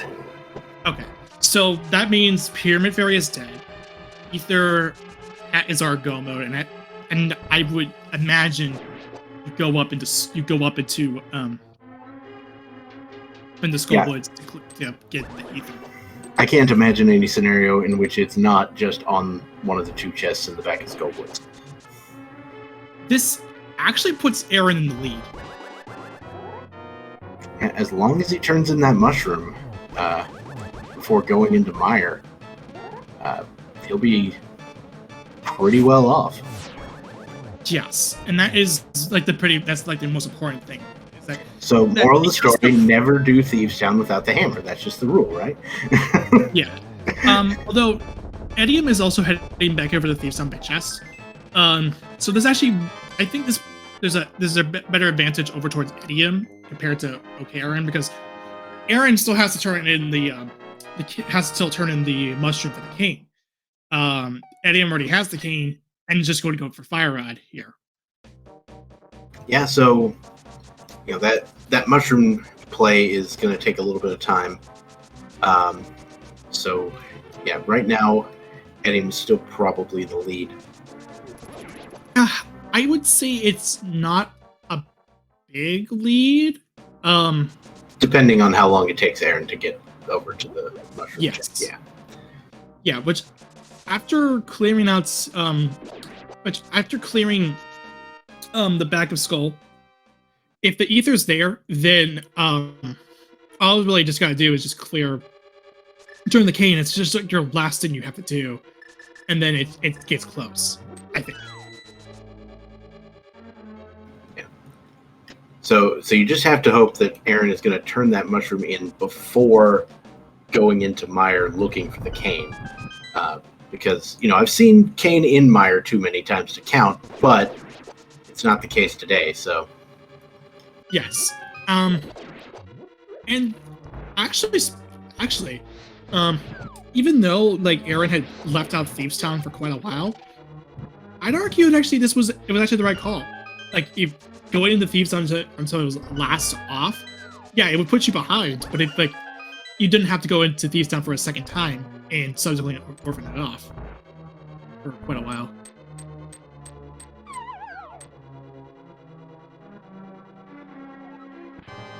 All right. Time for a moth fight. Yeah, and it just all comes back to that purple chest play, where Hammer was on the Smith chain in purple chest, and because of the fact there's ether, that will put Aaron in go mode as long as he turns it in, which I would imagine that would be the case. Eddie will be in full on go. Now I think Aaron's actually going to turn around and go check the other chest, because there are two items that we haven't found in Skull Woods, and he doesn't have a cane. Ether was the first. Ether was the first one. He is going to flute away though. Huh. Okay. So, Edium's a go and mode. He's going to the potion shop. So this is a race. Yeah, I mean, sometimes you go to the potion shop just before you go to Meyer anyway, you know? Yeah, so this is the race. Like, this is straight up a race. We have a race on our hands. In potions, that's fine.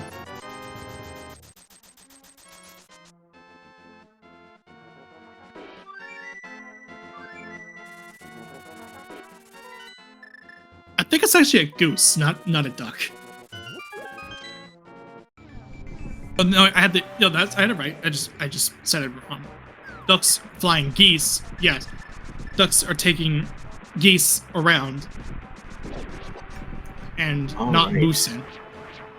So it looks like there's about 15 seconds separating Edium and OK Aaron at this point.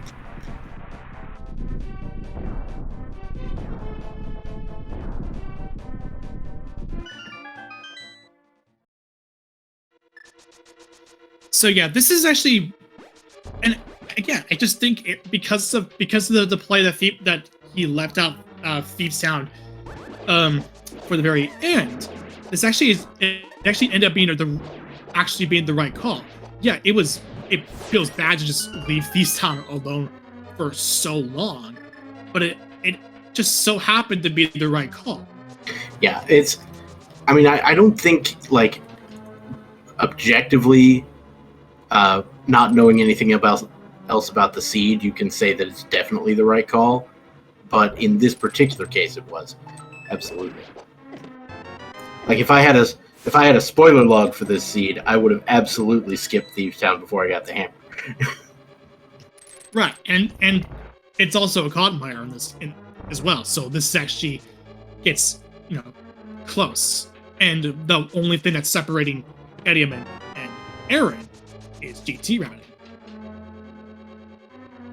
All right, Aaron picking up the big key, Edium picking up the big key as well earlier.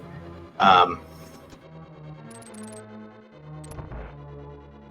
mean, we do have a situation in Meyer where if somebody gets in there and can hover, they can grab that big key and then just immediately go across.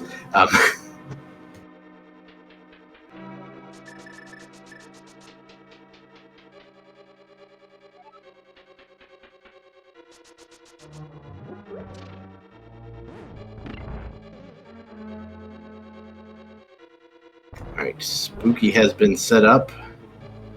Edium pulling it off just fine. Aaron did do the dust as well before the cane shot, so trying to keep that live. Both runners realizing that they had not hit the switch yet and therefore did not need to hit the switch in the room with the spike. That is good awareness because it's something I will tend to forget sometimes. Yeah, it's nice to know how Spooky works. It just pertains to the altitude variable and having to leave a certain answer slot in, but that's like all I'm gonna really go for us into. It is very technical. The only thing I need to learn is how to do the original setup for Spooky, where you drop the block in the hole, because oftentimes in cross keys you can't set up the ancilla with the duck like you normally would. Yeah, and that one is good if you're playing cross keys, or not even cross keys. It's good for if you're playing switches. Anyway, 21 chests in a torch make up a total of 22 checks. You can do in GT. You know how this works. Put a number in the chat. Maybe win something, maybe not.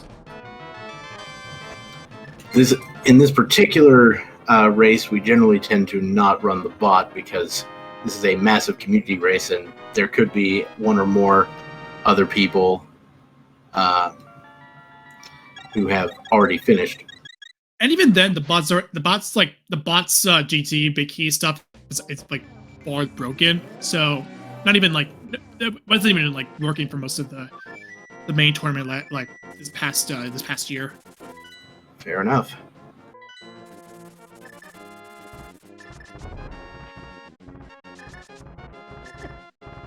So there are a lot of different GT key routes that people will choose. And, you know, all things being equal, like, I can't really say which one is definitively the best. All I know is sometimes you're forced into specific routes based on lack of keys. Yeah. Now, Aaron is actually going to spend a bit of time climbing up to going through this up to Bunny Cave. So this actually gives Eddie more time. Yeah, that I believe is objectively slower. Assuming that you get reasonable dead rock luck on the way up in the light world. Right, yeah. And I don't know if I didn't see Vidi's OK Aaron's Vidi fight, so that may have also been a factor. So we're gonna go to the right. There wasn't a small key there, although you could just gamble cutscene chest tile room if you really wanted to, but they're not gonna do it. I mean, that is a possibility.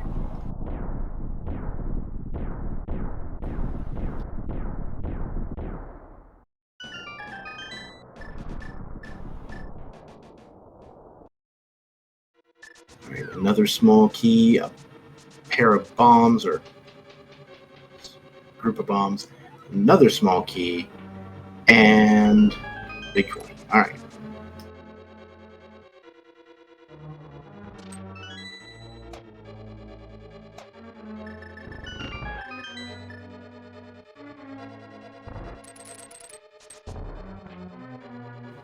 Okay, Aaron is starting on the left side.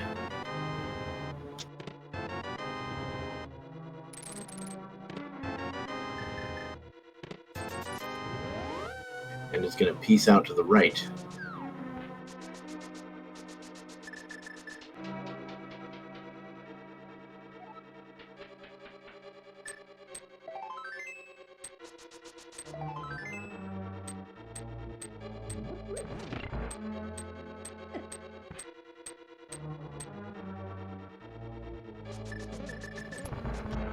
Alright, so if by some chance the big key is over here on the right in the compass room, then okay, Aaron could wrest the lead from Edium here.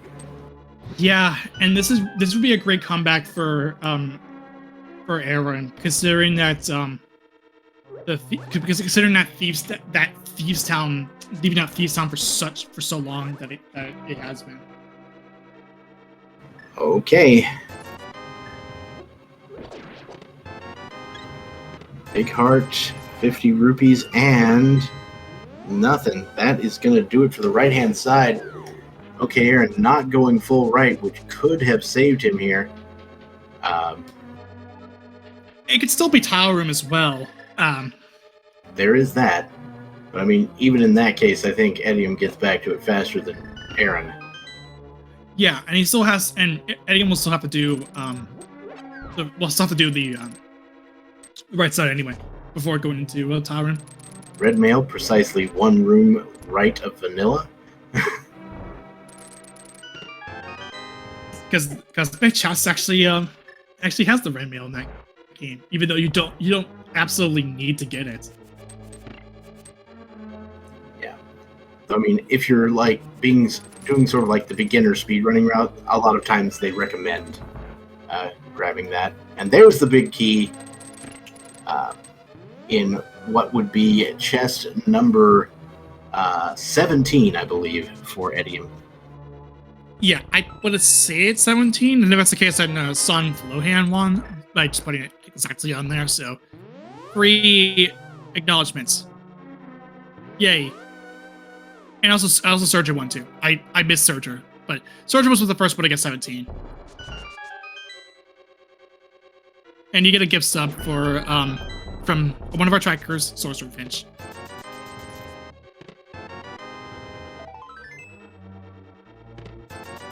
All right, Edium now on the climb up GT. just nearly, just sort of a few minutes or seconds ahead of Aaron, and Adalor is just a little bit behind Aaron, and Technolink is just a little bit behind Adalor. So, this is going to be a pretty close finish between, I would say, all 4 of our runners. Yeah, well, Edium is well ahead here. It's still a good scramble to get second or third here. Now, it is still possible that Bo could still be in GT like it usually is, because that's kind of the thing with B31. It's just somehow, for whatever reason, the Bo just ends up being in GT like a good chunk of the time, for whatever reason. It can also I want to see somebody take this big key and just go to the big chest real quick, see if it's there. It could be a possibility, and that would be quite a spot for it. It could also be in Tier Rock too, because we haven't seen Tier Rock yet. True. Now there's a good chunk of things in Meyer it could be in too. Yes. That being said, I don't think. I think if you're on, I think you go ahead and check the chests on the way up if you're running this, because why not? If it's silvers, it would save you much more than the time it takes to actually check them. But I could be wrong. I'm not a champion. Now, I doubt that Edium will go ahead and check the last 4 chests here. Now, except for maybe Boulder 2, probably for silver arrows. Though I wouldn't be surprised if he doesn't go for it either, because he's got gold sword and it's a silverless fight, and he gives more than confident in his silverless fight. Yeah, he's not even skipping. He's skipping the mini Helma room. So this is kind of evident that maybe skipping everything except for Moldorm 2, or just skipping everything outright. Yeah, if I skip those 2 chests, I skip all of them. Right. Yeah. Especially maybe Moldorm 2 because you're right next to it, but maybe get it if you just desperately need a silver arrows, but it's gonna go for it. That's fine. 50 rupees, whatever. So yeah, Edium is gonna go ahead and do it. It's gonna be a silverless fight, and again, he's more than confident in silverless fight, so this is not a big deal for him. And besides, you also have half magic red mail, and you have potions in the bank. Yeah, not gonna be a problem, I don't think. This is just gonna be a cakewalk for Edium. Now, there is that horrible possibility of him falling, which I don't want to say that's I'm expecting that to happen. I don't want to say I'm not expecting that at all. That's kind of pretty bad on my part for me to say I'm hoping for a fall, but it can't happen. 3, 2, 1. Edium had a glorious Aghanim fight there. He actually hit Aghanim with all 6 of the first shots. It's just one of them. A couple of them hit at the same time, so they only counted once. I think that was a 3-2-1, if I'm not mistaken. Yes, but he still hit him with all 3 of the second shots. It just 2 of them didn't count. One of them didn't count.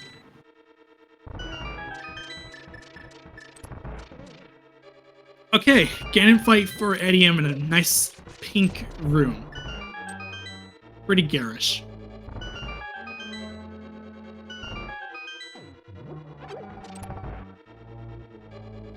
It's a gold sword fight, so 6 slashes per phases in phase 1 and 2. So this is like, again, a cakewalk. And if it's a GT, I'm not surprised, because it usually is the case with E31.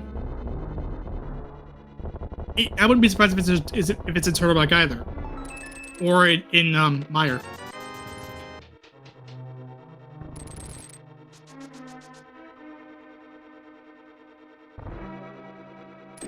Misery Meyer. Yeah, so we were never gonna get that because, well, it was probably on the cutscene room or something. Good use of the the burner actually.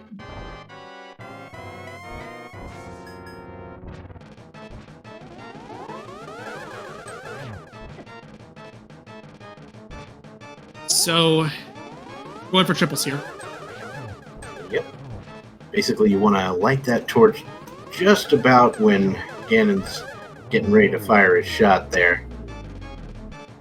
And you'll have enough time to get 3 spins in. You charge the sword before you shoot the fire rod shot. Ideally.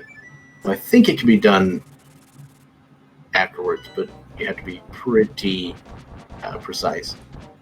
Yeah, it can't be done. You can't do it without having to wait for Ganon to shoot another fireball, fire bat at him. It's just it makes it a little bit faster, but it is an option. But that's the Ganon fight. GG's in the chats for Eddie. So we'll be finishing first on the restream here. I'll get the official time. That's a long time I've said that. Yep, got an official time of 1 hour, 50 minutes, and 29 seconds. It actually ended up being 6th overall, with Gamachu being having fanfare sniped him by 9 seconds. Overall winner was Hitzion, first place, 135.53, which I don't know how you're supposed. I don't know what you could really do to I guess God roads. Well, you skip Thieves. You skip Thieves down the first time, and you don't go to Swamp. Right. Shire was in second with 143.25. Artie Welsh was third with a 148.04. Ravis ended up getting was finishing 24 seconds after the fact. Into 4th place. That's all the runners. All right, so Edim is fast forwarding through the credits real quick.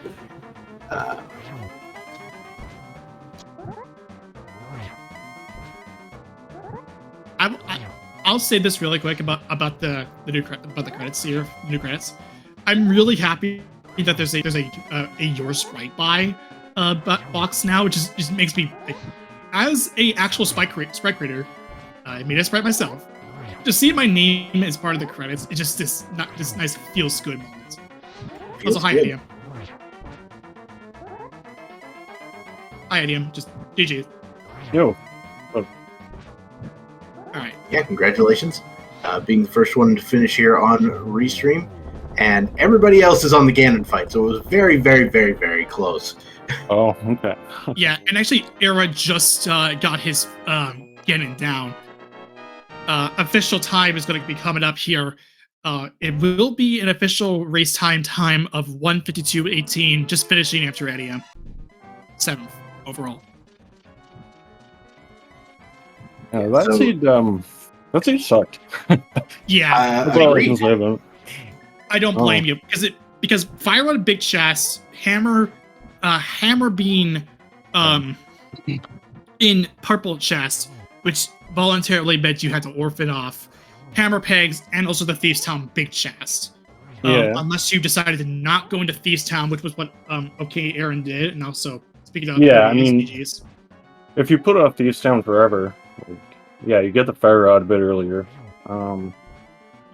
Maybe never go into Swamp or something. But Swamp got me 2 swords, so I don't exactly feel too bad about it. Looks like everyone else went to Swamp as well. Yeah. Right. I mean, it's the trade-off for trade-off for skipping Swamp is you have to do Master Sword Silverless. So okay. All right. Also, here's Aaron. Just GG as well. I just kept saying my name. Push to talk. Forgot about that. Yeah, GG. Yep. So here's a question I have for you right away. What made you decide to leave out Thieves Town for as long as you did? For some reason, whenever I'm on Restream, I just don't go to Thieves Town forever. That's just the thing that I do, I guess. I like to put it off because, like, you're incentivized to leave early if you do it early, right? You're incentivized to mirror out. But if you mirror out early, then you leave the back, and then you never go to the back. So I always like to put it off a little bit. And the seed just kept dishing out. Oh, you didn't even do the front of Thieves. No, and which Yeah, which kind of worked out, right? Because Yeah, like because there was no items in the front. there's nothing, right? So you're super incentivized to go to the back. Yeah, well, I mean, I went to the back first thing, and of course, last located the fire run. Because why else would you ever go back? If I may interject here, Adalor and Technolink have finished. Adalor had sniped Technolink by 2 seconds. At times were 153.54 and 153.56 respectively, 8th and 9th place. So all 4 of our runners ends up taking the 6th through 9th slots, which is really nice. Nice. And all finishing within 1 and a minute 40 or so. Oh wait, no, Eddie was a little bit further. Yeah, like 4 minutes.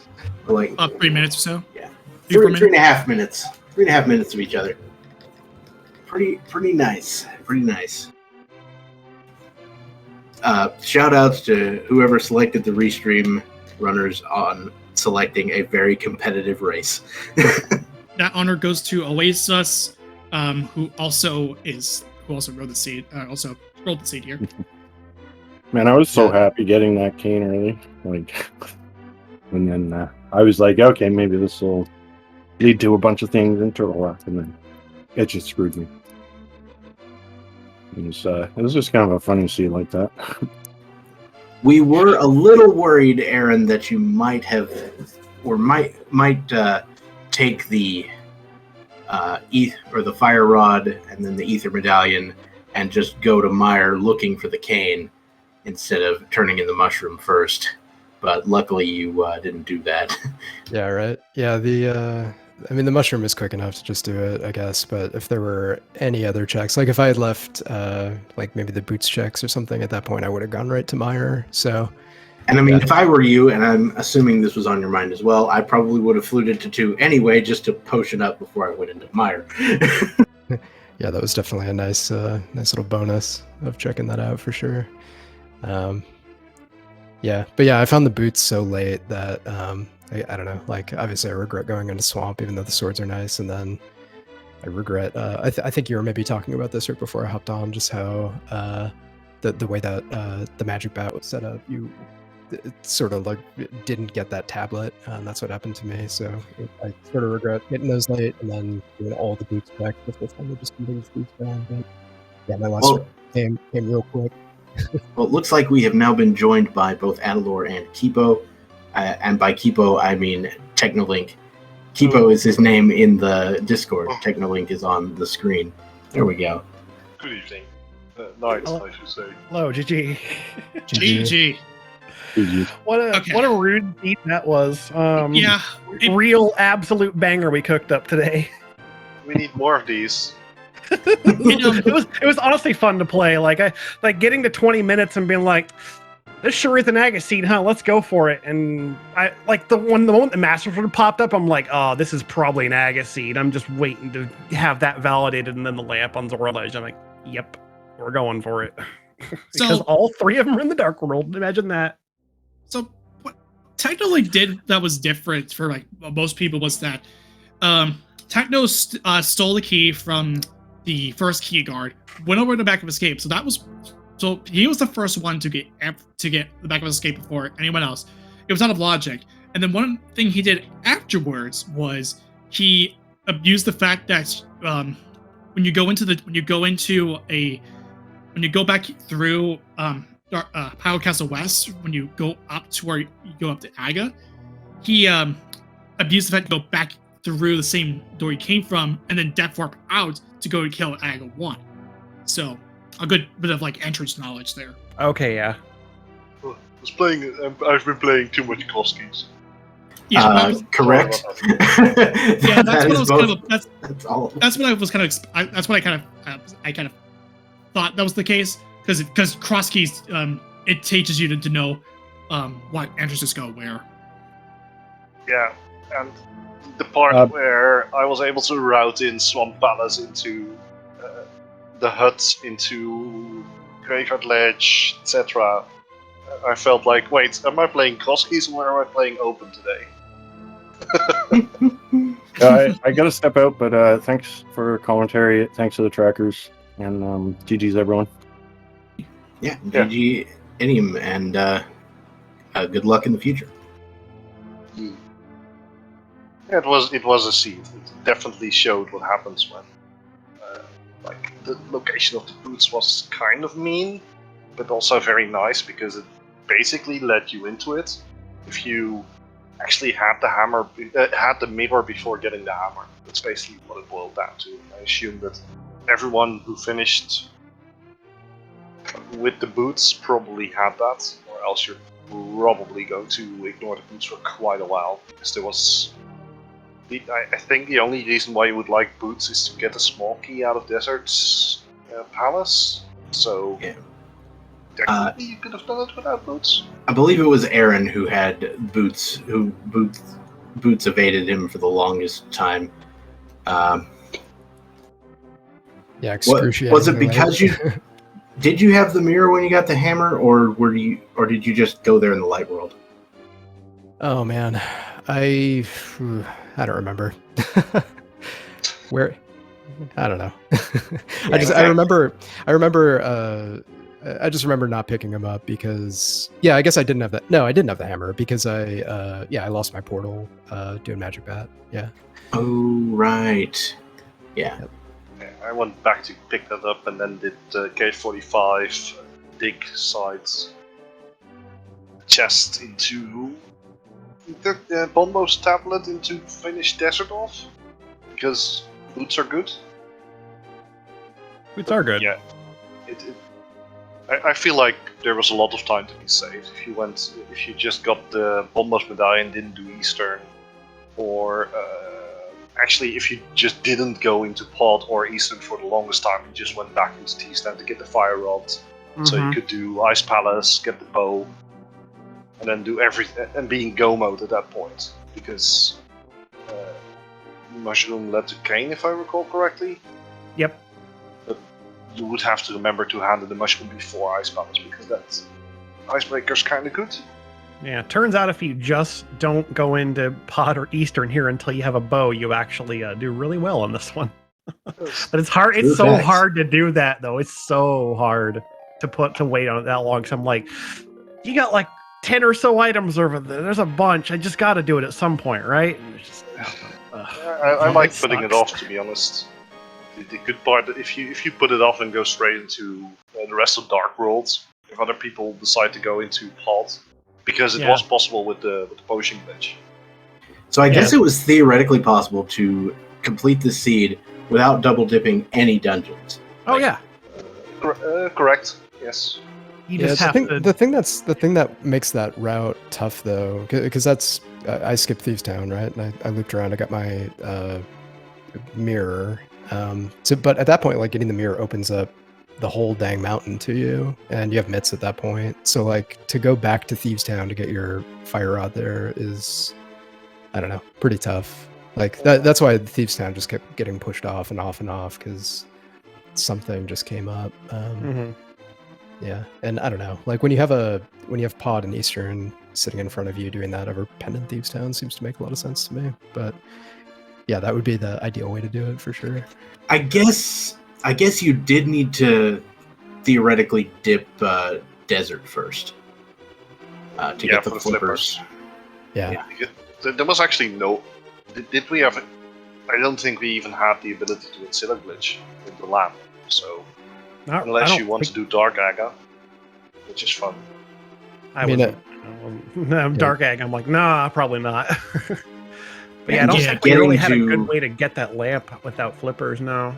Yeah, and just getting to, and even then, just getting to West Dark World, like you don't have the hammer, you don't have the gloves, you have to use the flippers to get into the water. Yeah, if you get there with just hook shot, like you're not getting out of East Dark World, right? I don't know a way to get to West Dark World without that, without flippers. No, it was required for it. That's actually the other reason that I wasn't in a huge rush to get back to Bombo's tablet was like the book led to the flippers, and I don't know that this is actually how seed generation works, but I feel at that point I was just like, cool, that's why I got the book. I'm not going to worry too much about that check.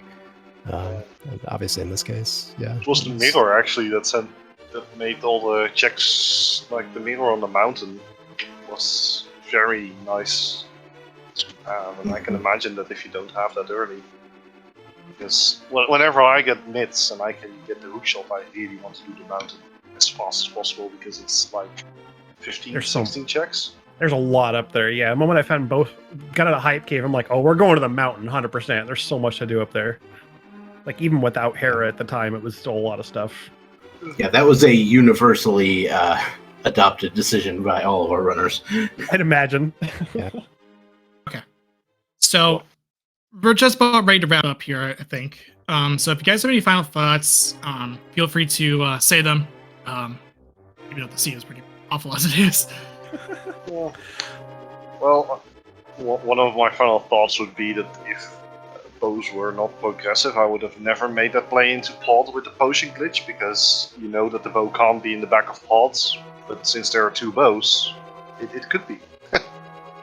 And it's an interesting mechanic how that changes your gameplay.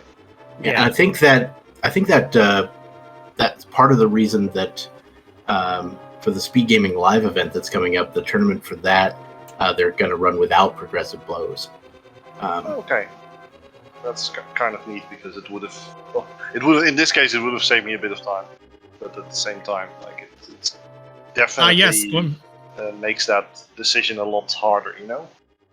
Because sorry. Oh, go ahead.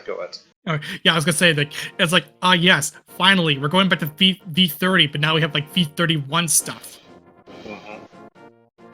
Yeah, it's gonna be interesting to see how that plays out with having like all our nice V31 like quality of life and whatnot and logic and everything, but then like V30 non-progressive bows. It's it'll be interesting. We might like whenever it might lead to like people wanting it more, and then we have like a toggle for non-progressive bows on the website or something. I don't know. It'll be interesting to see how it works out. All right. Yeah. Okay. So other than that, yeah, go ahead. Yeah. So anyway, I think that should be enough. I guess. Anyway, I don't learn any final thoughts as well. I just want to say thanks to Oasis for getting like it's been said a few times already, but like thanks for getting the Sunday Opens going again. It's been really cool to see like another daily race happening on the weekends. It's very accessible, and it's just cool to see. Yeah, I agree. Thanks to all the volunteers. I know it's a lot of work. I've been on your side of the mic, so thanks. And yeah, GG's again. All right, GG's to everyone else. So that will do it here. As far as the rest of the schedule is concerned, coming up at 8 p.m. there is going to be Dragon Warrior 1 Rando. It's the weekly going on as well. As currently on Speed Gaming 1 and 4, there's Pokemon Crystal, Randomizer, Single Bingo is going on there. Directly after the Dragon Warrior weekly, there's also New Super Luigi U coming for you. That's 10:30. At 9:10, the Final Fantasy Randomizer is going to be hosting the final week of the Duckling Derby, which I'll be personally taking part of, because I actually find that game actually pretty fun.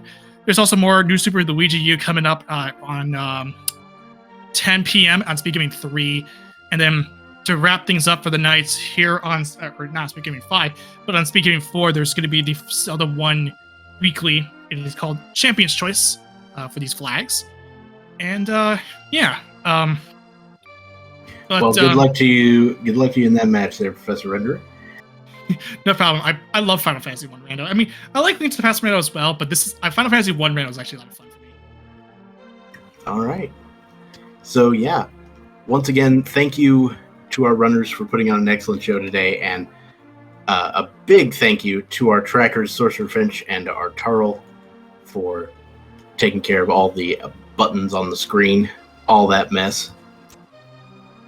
And of course, my co-commentator, Professor Renderer, thank you so much for joining me tonight. Yeah, it was fun to come with you again. It's been a good while since we come together. So. All right. And with that, I will just say that I've been Dr. Babtastic, and I will see you all at a later occasion. Good night, everybody. Take it easy, Freddie.